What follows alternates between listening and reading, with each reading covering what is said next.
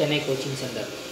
இன்றைக்கி நம்ம பார்க்க போகிற டாபிக் என்னதுன்னு பார்த்துக்கிட்டிங்க அப்படின்னா நேஷ்னல் கமிஷன் ஃபார் எஸ்சி, அதாவது எஸ்சி பட்டியல் இனத்தவருக்கான தேசிய ஆணையத்தை பற்றி தான் பார்க்க போகிறோம்.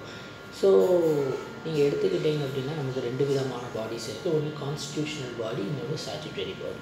கான்ஸ்டிடியூஷனல் பாடி அப்படிங்கிறது அரசியலமைப்பு உருவாக்கப்படும் போது அரசு சார்ந்த சில நிறுவனங்கள் அரசிடமிருந்து சில சலுகைகளை பெற்றாலும் இண்டிபெண்ட்டாக இருக்காது. அதாவது கான்ஸ்டிடியூஷனல் பாடிஸ்ன்னு சொல்லுவாங்க.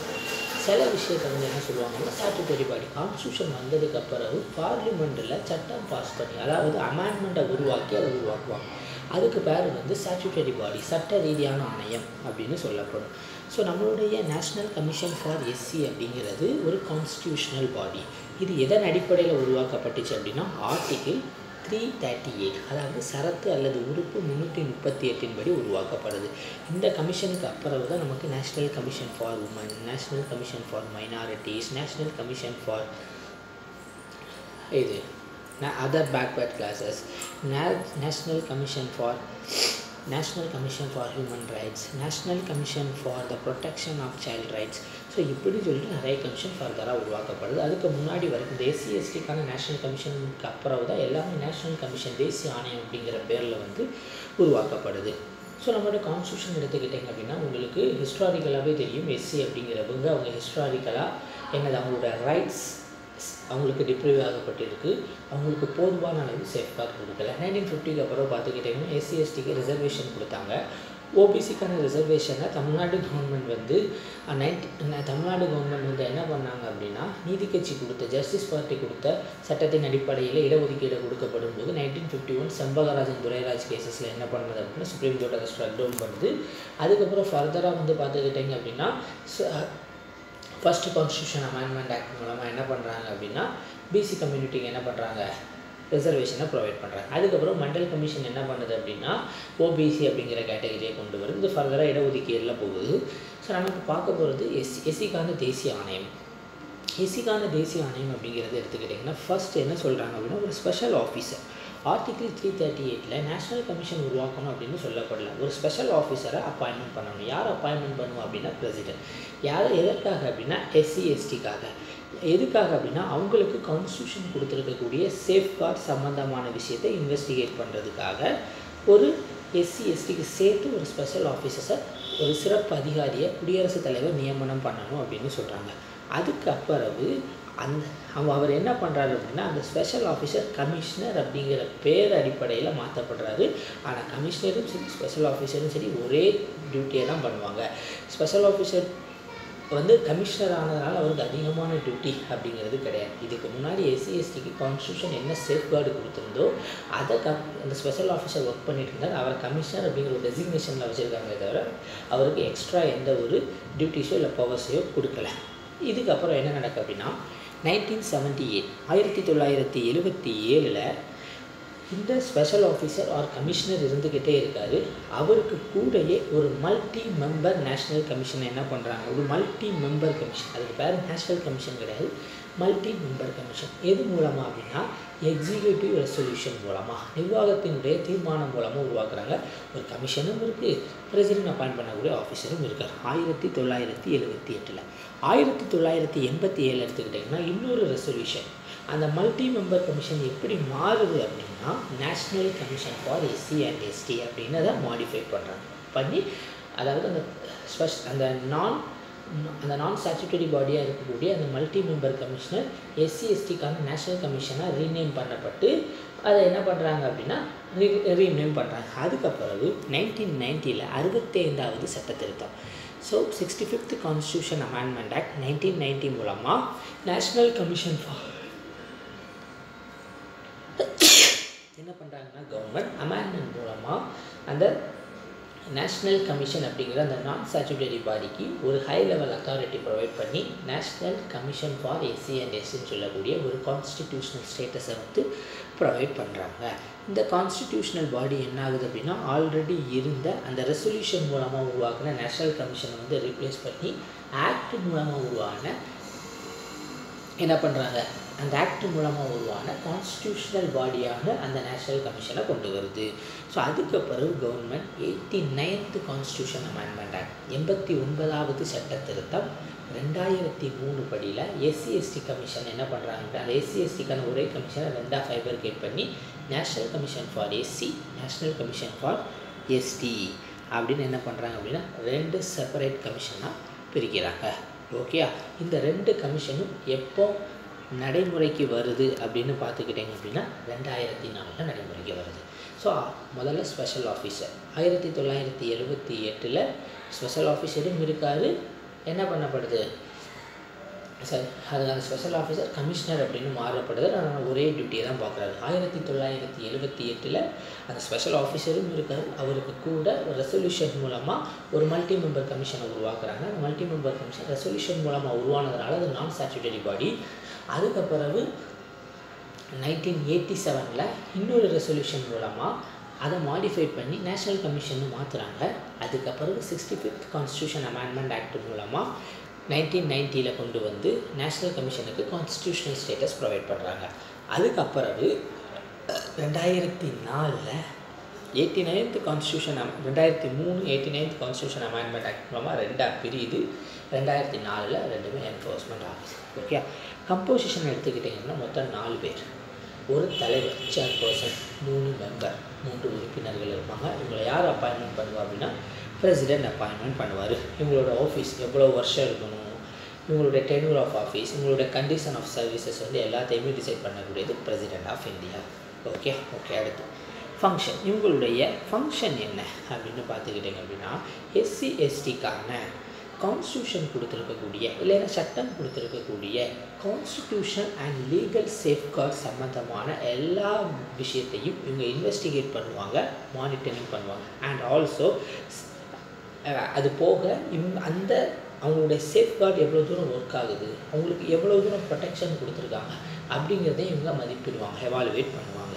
ஓகே, அதுக்கு பிறகு இவங்க என்கொயரி பண்ணுவாங்க. என்ன என்கொயரி பண்ணுவாங்க அப்படின்னா கான்ஸ்டியூஷன் உங்களுக்கு என்ன பண்ணியிருக்கு அப்படின்னா சில சேஃப்கார்ட்ஸ் ப்ரொவைட் பண்ணியிருக்காங்க, ஸோ சில ப்ரொடெக்ஷனை கொடுத்துருக்காங்க. அது சம்மந்தமான ஏதாவது ஒரு கம்ப்ளைண்ட் இவங்ககிட்ட வரும்போது அதை ரிசீவ் பண்ணி அந்த கம்ப்ளைண்ட் இவங்க என்ன பண்ணுவாங்க அப்படின்னா இவங்க உண்மையிலே டிப்ரைவ் ஆகியிருக்காங்களா அப்படிங்கிறத விசாரிப்பாங்க.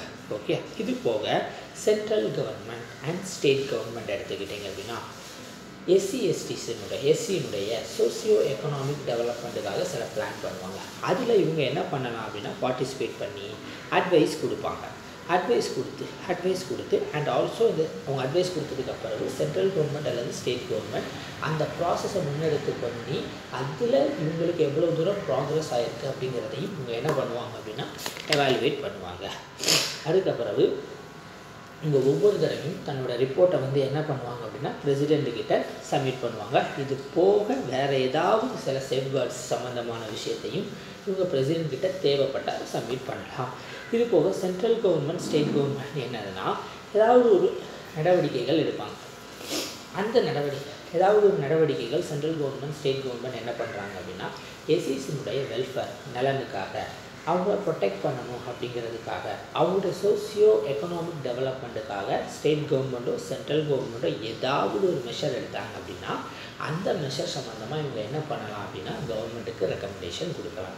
இது போக பிரசிடெண்ட் அவங்களுடைய வெல்ஃபேர் அண்ட் சோசியோ எக்கனாமிக் டெவலப்மெண்ட்டுக்காக ஏதாவது ஒரு ஃபங்க்ஷனை வந்து டெசிக்னேட் பண்ணுறாரு அப்படின்னா நோட்டிஃபை பண்ணுறாரு அப்படின்னா அதுக்கும் இவங்க என்ன பண்ண முடியும்னா அட்வைஸோ அல்லது அந்த ஃபங்க்ஷனை இப்போ கவர்மெண்ட் ஒரு விஷயம் எடுக்கிறாங்க அப்படின்னா கவர்மெண்ட்டுடைய நிர்வாகம் வந்து அதில் செயல்படுத்தும். பிரசிடெண்ட் ஒரு விஷயத்தை வந்து எஸ்சிஎஸ்டிக்காக பண்ணுறாரு அப்படின்னா அதை இந்த கமிஷன் மூலமாக வந்து சர்ச் பண்ணுவார். இதுதான் இவங்களுடைய ஃபங்க்ஷன். அடுத்து report of the commission.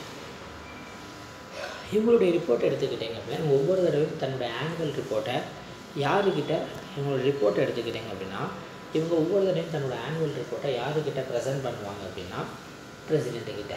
President என்ன பண்ணுவார் அப்படின்னா அதை பார்லிமெண்ட்டுக்கிட்ட ப்ரெசென்ட் பண்ணுவார். பார்லிமெண்ட்டுக்கிட்ட அவர் ப்ரெசென்ட் பண்ணும்போது எக்ஸ்பிளைனிங் மெமரண்டம் அப்படிங்கிற ஒரு விஷயத்தோடு சேர்த்து என்ன பண்ணுவார் அப்படின்னா ப்ரெசென்ட் பண்ணுவார். அது என்ன எக்ஸ்பிளைனிங் மெமரண்டம் அப்படின்னா நம்ம அப்போவே பார்த்தோம் எஸ்சிஎஸ்டிக்கான socio economic development and welfare மெஷருக்காக சென்ட்ரல் கவர்மெண்ட் ஸ்டேட் கவர்மெண்ட்டுக்கு எடுக்கக்கூடிய சில டிசிஷனில் நேஷ்னல் கமிஷன் ஃபார் எஸ்சியால் ரெக்கமெண்டேஷன் கொடுக்க முடியும். அப்படி இவங்க கொடுக்கக்கூடிய எல்லா ரெக்கமெண்டேஷனுமே என்ன அப்படின்னா அட்வைசிங் கேரக்டரை தவிர பைண்டிங் கேரக்டர் கிடையாது. அப்போது இவங்க எடுக்கக்கூடியதில் சில 10 ரெக்கமெண்டேஷன் கொடுத்துருக்காங்க அப்படின்னா எந்தெந்த ரெக்கமெண்டேஷன் கொடுத்துருக்காங்க அப்படின்னு சொல்லிட்டு அந்த ரிப்போர்ட்டில் சொல்லப்பட்டிருக்கு. இந்தந்த ரெக்கமெண்டேஷன் அவங்க அக்செப்ட் பண்ணிக்கல, ஏன் அக்செப்ட் பண்ணிக்கல அப்படிங்கிற எக்ஸ்ப்ளனேஷனோடையும் அது என்ன ஆகும் அப்படின்னா சப்மிட் பண்ணப்படும், பார்லிமெண்ட் முன்னாடி சப்மிட் பண்ணப்படும். அதே மாதிரி ஸ்டேட் பிரசிடென்ட் என்ன பண்ணுவார் அப்படின்னா நேஷ்னல் கமிஷன் ஃபார் எஸ்சியோடைய ரிப்போர்ட்டை எல்லா ஸ்டேட்டுக்கும் அனுப்பிடுவார். ஸ்டேட் கவர்னருக்கு அனுப்புவார். ஸ்டேட் கவர்னர் அதை ஒவ்வொரு ஸ்டேட் லெஜிஸ்லேச்சர் தங்களுடைய ஸ்டேட் லெஜிஸ்லேச்சருக்கு முன்னாடி என்ன பண்ணுவார் அப்படின்னா சப்மிட் பண்ணுவார். இதுதான் ரிப்போர்ட் ஆஃப் த கமிஷன். இது போக ஃபங்க்ஷன் பார்த்தோம், பவர் என்னென்ன பவர் இருக்குது அப்படின்னு பார்த்துக்கிட்டிங்க அப்படின்னா நேஷ்னல் கமிஷனுக்கு. ஸோ இவங்களுக்கு வந்து இன்வெஸ்டிகேஷன் ப்ரொசீஜரும் இருக்குது அண்ட் ஆல்சோ பார்த்துக்கிட்டிங்க அப்படின்னா என்கொயரி பண்ணக்கூடிய ஒரு விஷயமும் இருக்குது. ஸோ அதனால் இவங்க என்ன சொல்கிறாங்க அப்படின்னா இவங்களுக்கு சிவில் கோர்ட் என்ன கோர்ட்டு கிடையாது அப்படின்னா கிரிமினல் கோர்ட் இந்தியாவில் கோர்ட்டு மட்டும்தான் கிரிமினல் சம்மந்தமான விஷயத்தை விசாரிக்கும்.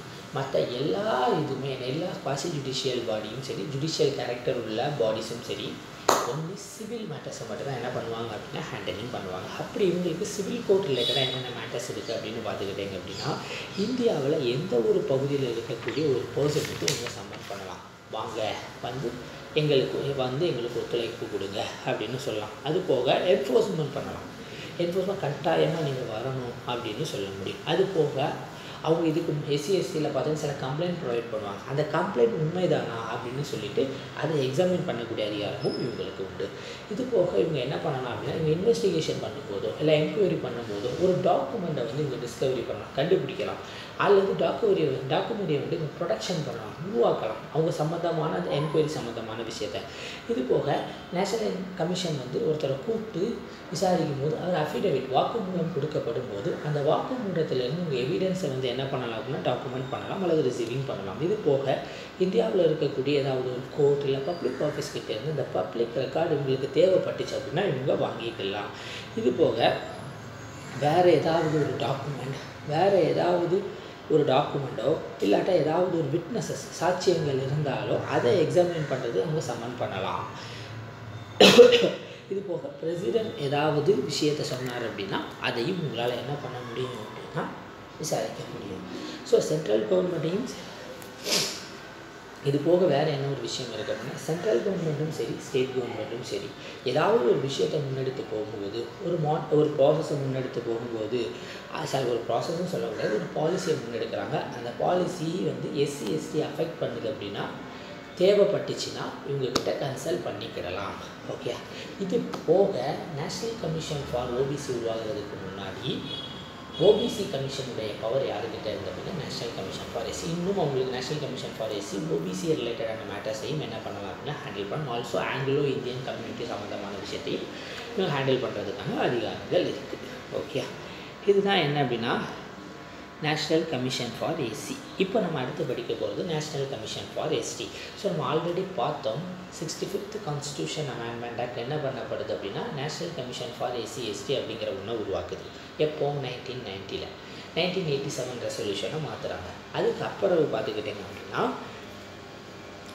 நமக்கு எப்போ பைஃபர்கேட் ஆகுது அப்படின்னா 2003 89th constitution amendment act SC எஸ்டியை ரெண்டாக பிரிக்கி national commission for SC national commission for ST ரெண்டுக்குமே என்ன அப்படின்னா ரெண்டுமே கான்ஸ்டியூஷனல் பாடி தான், அதில் எந்த ஒரு மாற்று கருத்துமே கிடையாது. ஆனால் நேஷ்னல் கமிஷன் ஃபார் எஸ்சிக்கு article 338A, national commission for எஸ்டிக்கு ஆர்டிகிள் 338 நேஷ்னல் கமிஷன் ஃபார் எஸ்சிக்கு 338, நேஷ்னல் கமிஷன் ஃபார் எஸ்டிக்கு 338 அப்படின்னு சொல்லலாம். ஓகே, ஸோ இந்த நேஷ்னல் கமிஷன் எடுத்துக்கிட்டு நம்ம பார்த்துக்கிட்டிங்க அப்படின்னா எஸ்டி அப்படிங்கிறவங்க அந்த ஷெட்யூல்டு ட்ரைப்ஸ் அப்படின்னு சொல்லக்கூடிய பழங்குடியின மக்களுடைய ப்ராப்ளம்ஸும் சரி அவங்களுடைய ப்ராப்ளம்ஸும் சரி அவங்க வாழக்கூடிய சூழ்நிலையும் சரி ஜியோகிராஃபிக்கலாக புவியியல் ரீதியாகவும் சரி கலாச்சார ரீதியாகவும் எஸ்சிக்கிட்டேருந்து எப்போவுமே மாறுபட்டவங்க. ஸோ அதனால தான் கவர்மெண்ட் என்ன பண்ணாங்க அப்படின்னா 1990 national commission for SC ST உருவாக்கினாலும் ட்ரைபல் அஃபேர்ஸுக்குன்னு ஒரு தனி மினிஸ்ட்ரி கிடையாது. அவங்க யார் கீழே இருந்தாங்க அப்படின்னா ministry of social justice and empowerment அப்படிங்கிற சமூக நீதி மற்றும் அதிகாரமளித்தல் அமைச்சகத்துக்கு கீழே இருந்தாங்க. அப்போ 1990 வாஜ்பாய் கவர்மெண்ட் என்ன பண்ணுறாங்க அப்படின்னா மினிஸ்ட்ரி ஆஃப் ட்ரைபல் அஃபேர்ஸ்னு சொல்லக்கூடிய பழங்குடியின மக்களுக்கான ஒரு தனி மினிஸ்ட்ரியை உருவாக்கி அவங்கள வந்து ஒரு ஸ்பெஷல் ஃபோக்கஸ் கொடுக்கணும், அவங்களுடைய வெல்ஃபேர் அண்ட் டெவலப்மெண்ட்டை வந்து ரொம்ப முக்கியமான ஒரு விஷயம் அப்படின்னு கன்சிடர் பண்ணுறாங்க. அது ஏன்னா அந்த ministry of justice and empowerment கீழே இருக்கும்போது இவங்களுக்கு போதுமான அளவுக்கு ஃபீஸபிளான விஷயங்கள் அட்மினிஸ்ட்ரேட்டிவ் சம்மந்தமாக நடக்கலாம். ஸோ அதனால்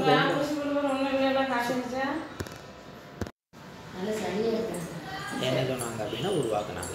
ஸோ அப்போது இந்த நேஷ்னல் கமிஷன் ஃபார் எஸ்டி வந்து எப்போ வந்து என்ஃபோர்ஸ்மெண்ட் ஆகுது அப்படின்னா 2004 வந்து நேஷ்னல் கமிஷன் ஃபார் எஸ்டி வந்து என்ஃபோர்ஸ்மெண்ட் ஆகுது. அதோடைய உறுப்பு வந்து ஆர்டிகல் 338. ஓகே, இதோட கம்போசிஷன் எடுத்துக்கிட்டீங்க அப்படின்னா அதே மாதிரி தான் 4 மெம்பர் 4 பேர் அடங்கிய ஒரு கமிஷன் தான் இந்த நேஷ்னல் கமிஷன் ஃபார் எஸ்சி. அவங்களுடைய தலைவர் யார், ஒரு சேர்பர்சன் 3 மெம்பர். இவங்களை அப்பாயின்மெண்ட் பண்ணுறது அப்படின்னா பிரசிடென்ட். இவங்களுடைய டென்யூர் ஆஃப் சர்வீஸும் இவங்களுடைய சர்வீஸ் கண்டிஷனையும் டிசைட் பண்ணுறது யார் அப்படின்னா பிரசிடென்ட். ஓகே, அடுத்து ஃபங்க்ஷன் எடுத்துக்கிட்டிங்க அப்படின்னா எஸ்சி கமிஷன் எஸ்சிக்காக எதை வேலையை பண்ணுதோ அதே விஷயத்தான் எஸ்டி கமிஷன் எஸ்டிக்காக பண்ணுது.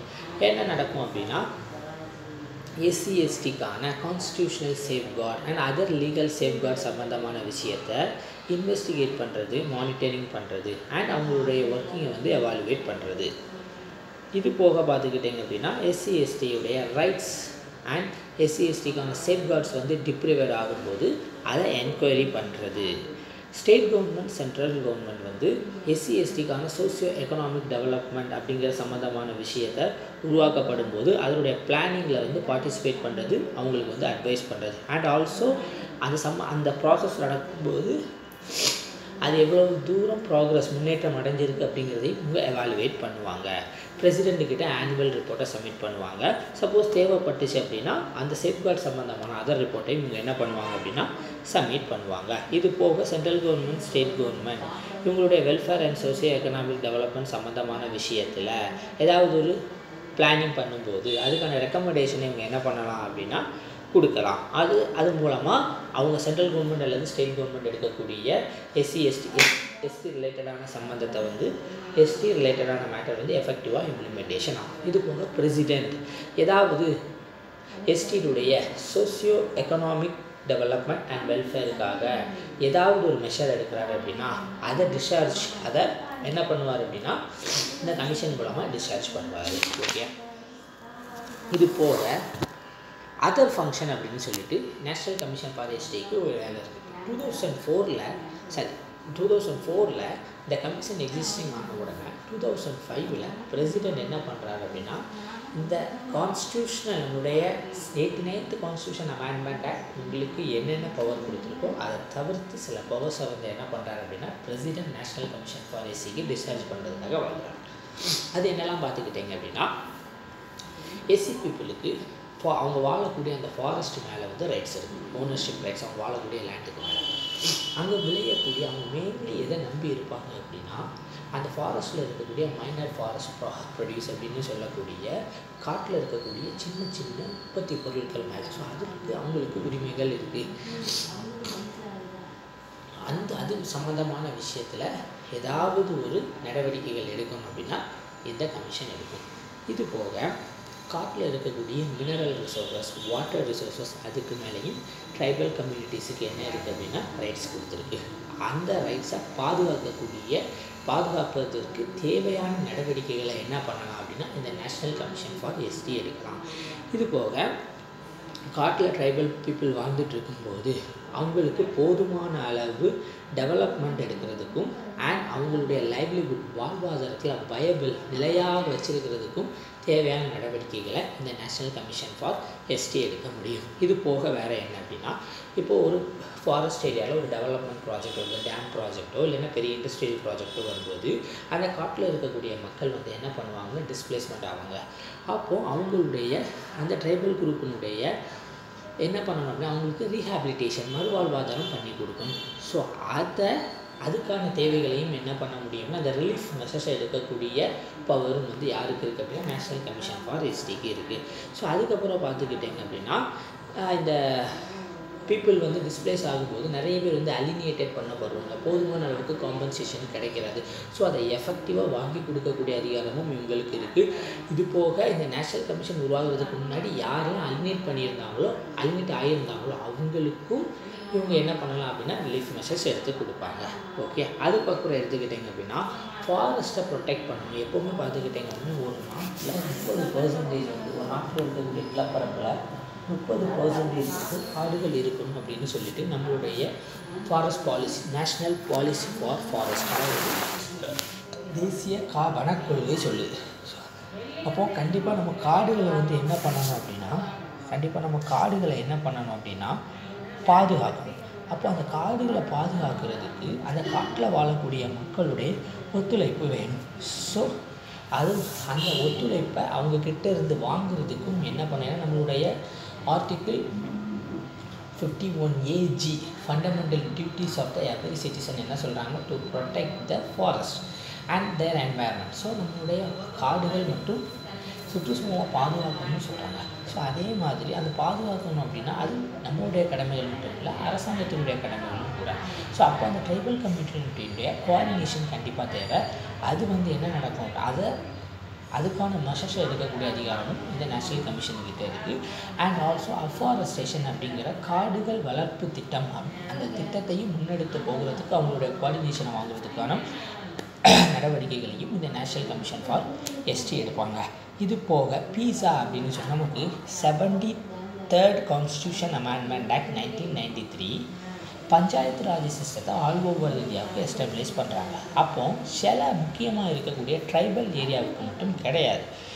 எங்கெல்லாம் பார்த்துக்கிட்டிங்க அப்படின்னா மணிப்பூர், மேகாலயா, மிசோரம் அண்ட் அருணாச்சல் பிரதேஷ் இந்த மாதிரியான ஏரியாக்களில் கிடையாது. ஸோ இந்த மாதிரியான ஏரியாக்களுக்கு என்ன கொண்டு வந்தாங்க அப்படின்னா 1996 panchayat Raj extension to schedule area act அப்படின்னு சொல்லக்கூடிய பீஸா ஆக்டை கொண்டு வந்தாங்க. இதன் அடிப்படையில் அந்த பஞ்சாயத்து ராஜை அந்த மாநில ஆளுநர் அந்த ட்ரைபல் ஏரியாவுக்கும் ஸ்கெடியூல்டு ஏரியாவுக்கும் என்ன பண்ணுவார் அப்படின்னா மாடிஃபைட் பண்ணி போட்டுக்கிடுவார். சில இடங்களில் கவர்னர், சில இடங்களில் பிரசிடென்ட். ஸோ அந்த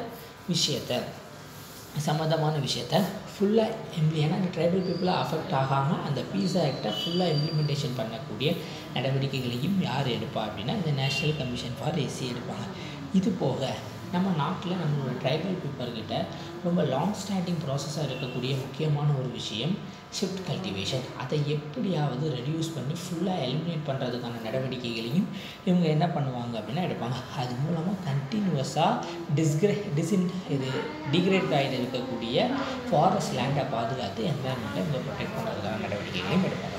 இதுதான் என்ன அப்படின்னா 2005 பிரசிடென்ட் நோட்டிஃபைட் மூலமாக நேஷ்னல் கமிஷன் ஃபார் எஸ்டிக்கு கொடுத்த கான்ஸ்டியூஷன் கொடுக்காத அதர் ஃபங்க்ஷன். இது போக report of the commission. So அந்த கமிஷன் என்ன பண்ணுவாங்க அப்படின்னா பிரசிடென்ட் கிட்ட ஆனுவலாக ரிப்போர்ட் சப்மிட் பண்ணுவாங்க. இந்த ரிப்போர்ட்டை பிரசிடென்ட் பார்லிமெண்ட்டில் வந்து எக்ஸ்பிளைனிங் மெமோரண்டம் மூலமாக சப்மிட் பண்ணுவார். ஒவ்வொரு ஸ்டேட் கவர்னருக்கும் சென்ட் பண்ணி அந்த ஸ்டேட் கவர்னர் என்ன பண்ணுவார் அப்படின்னா அதை அந்த ஸ்டேட் லெஜிஸ்லேச்சரில் சப்மிட் பண்ணுவார். இது போக பவர்ஸ் பார்த்தோம். இவருக்கு அங்கே என்ன பவரோ அதே தான், சிவில் கோர்ட்டுக்கான பவர் இருக்குது. எந்த ஒரு பர்சனையும் சம்மனிங் பண்ணி அவங்களோட அட்டெண்டன்ஸை என்ஃபோர்ஸ்மெண்ட் பண்ணுவாங்க. அவங்களுடைய ஓத்தை வந்து எக்ஸாமின் பண்ணுவாங்க. ஏதாவது ஒரு டாக்குமெண்ட்டை டிஸ்கவரி பண்ணுவாங்க. அண்ட் அதே டாக்குமெண்ட்டை வந்து ப்ரொடெக்ஷனும் பண்ணுவாங்க. வாக்குமூலத்திலேருந்து எவிடன்ஸை இவங்க என்ன பண்ணுவாங்க, ரிசீவ் பண்ணுவாங்க. எந்த ஒரு கோர்ட்டு ஆஃபீஸ்கிட்ட இருந்து பப்ளிக் ரெக்கார்டை வந்து இவங்க தேவைப்பட்டுச்சுன்னா வாங்கிக்கிடுவாங்க. இது போக விட்னஸஸ் அண்ட் டாக்குமெண்ட்ஸை வந்து எக்ஸாமினேஷன் பண்ணுறதுக்காக, அதாவது ஏதாவது ஒரு சாட்சியங்கள் இருக்குது இல்லைன்னா ஏதாவது ஒரு டாக்குமெண்ட் இருக்குது, அதை எக்ஸாமினேஷன் பண்ணுறதுக்கான சம்மனையும் கொடுப்பாங்க. இது போக பிரசிடென்ட் வேறு என்ன பவர்ஸ் கொடுக்குறாரோ அதுவும் இவங்களுக்கு பொருந்தும்.